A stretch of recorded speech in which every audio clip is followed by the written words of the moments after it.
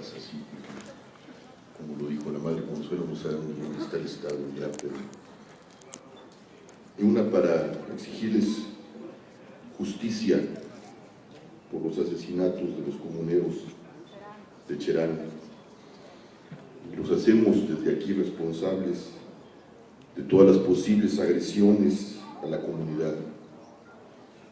Y con ello pedimos también una sanción severa conforme a la ley para los responsables de los asesinatos, secuestros, desapariciones y extorsiones cometidos en Cherán, Michoacán, como consecuencia de su defensa legítima de su territorio y sus recursos naturales.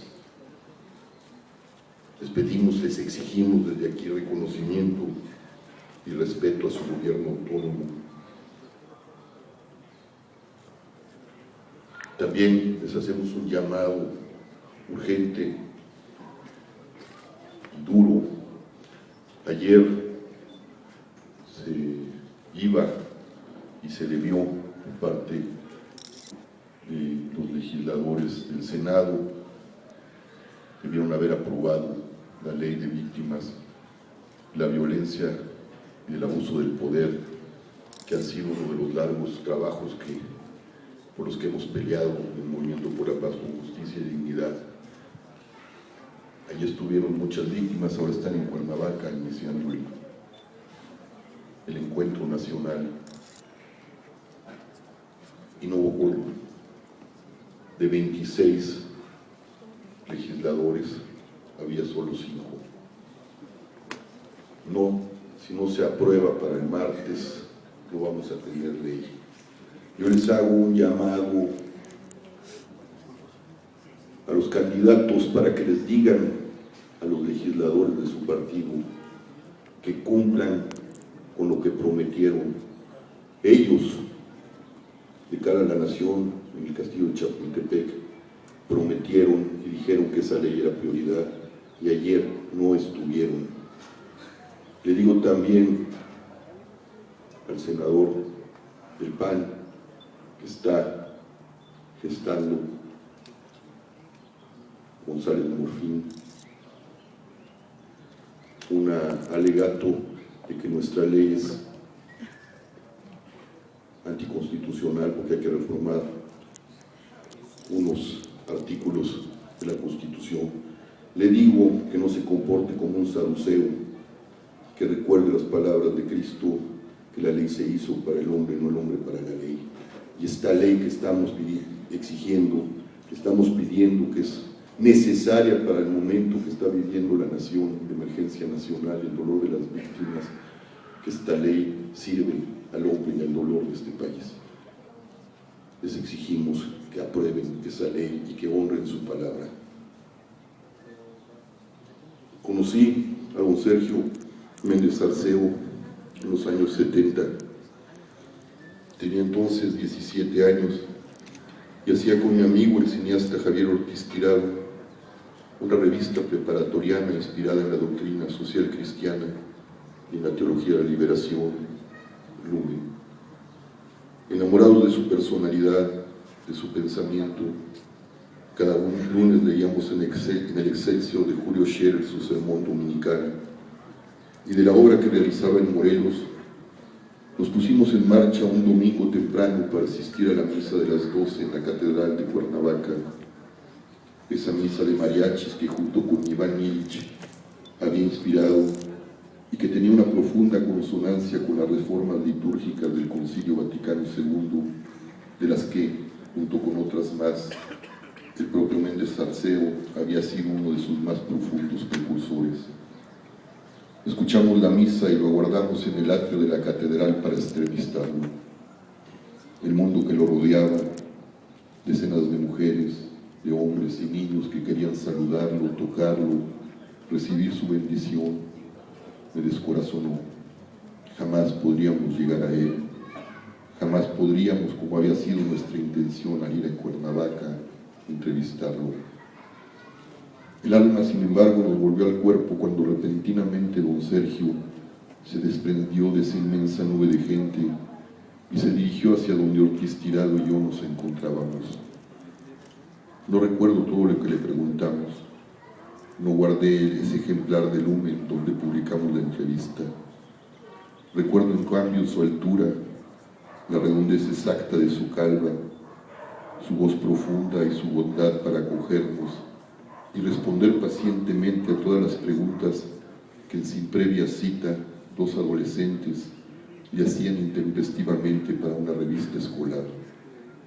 A contraluz, bajo el resplandor del sol de Cuernavaca que incendiaba sus vestiduras blancas, mi memoria, que lo mira ahora como si fuera ayer, podría repetir la exclamación que el historiador francés Philippe Arrier hizo cuando por vez primera lo vio sorpresivamente entrar a contraluz a casa de Iván Illich. Ah, le bon Dieu, ah, el buen Dios. Recuerdo también lo único que de esa entrevista quedó grabado para siempre en mi memoria. Méndez Arceo había tenido en aquel momento palabras profundamente solidarias con el gobierno de Salvador Allende, que entonces comenzaba a ser devastado por la derecha y la oposición de la Cámara de Diputados chilena.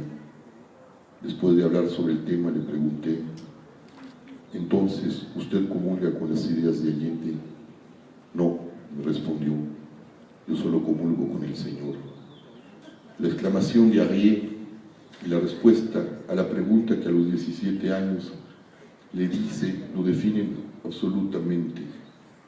Méndez Arceo era una presencia del buen Dios en la intimidad trinitaria con Cristo. Sus comunidades de base, su apertura para acoger y proteger lo más avanzado del pensamiento católico. En Cuernavaca nació y floreció el SIDOC de Iván Illich.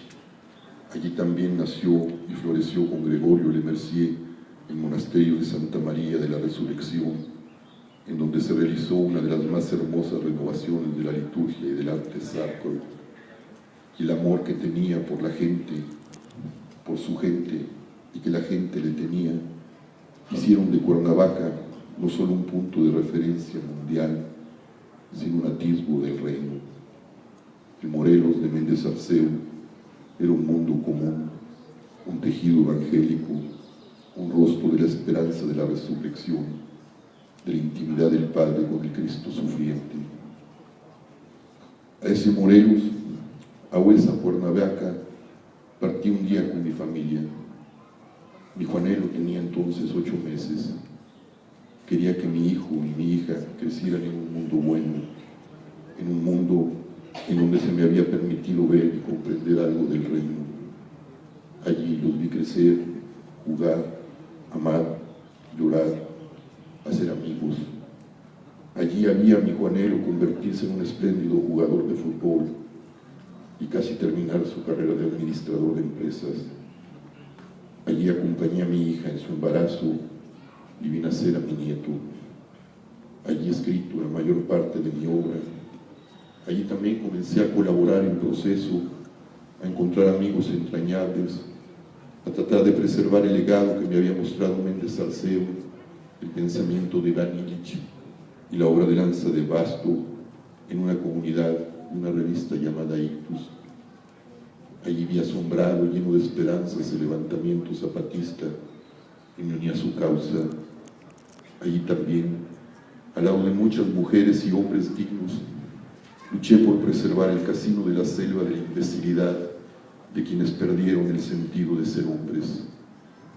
Allí también, por desgracia, viví y sigo viviendo con una espantosa inversión del reino, lo atroz, lo inesperado, la destrucción de la vida de mi Juanelo, de sus amigos Julio, Luis, Gabo, que eran sus hermanos, y de cientos de jóvenes inocentes como ellos que han sido asesinados. La devastación del legado de Méndez Arceo por sus sucesores, que por estrechez ideológica, por taras profundas, no supieron distinguir entre sus aciertos y sus equívocos, asociados con gobiernos corruptos y con los intereses más contrarios al Evangelio, el poder y el dinero, acabaron con ese hermoso y débil tejido que es la carne de Cristo, la carne de un pueblo. En poco menos de 20 años convirtieron el atisbo del reino en el huerto de los olivos y el Calvario, y permitieron que sobre el cuerpo de Morelos cayera, como sobre el cuerpo de Jesús el jueves y el viernes de Dolores, todo el poder del crimen organizado, de gobiernos corruptos y miserables, y de las omisiones de sus obispos, con excepción de don Raúl Vera, siempre presente, siempre del lado de los pobres y de las causas.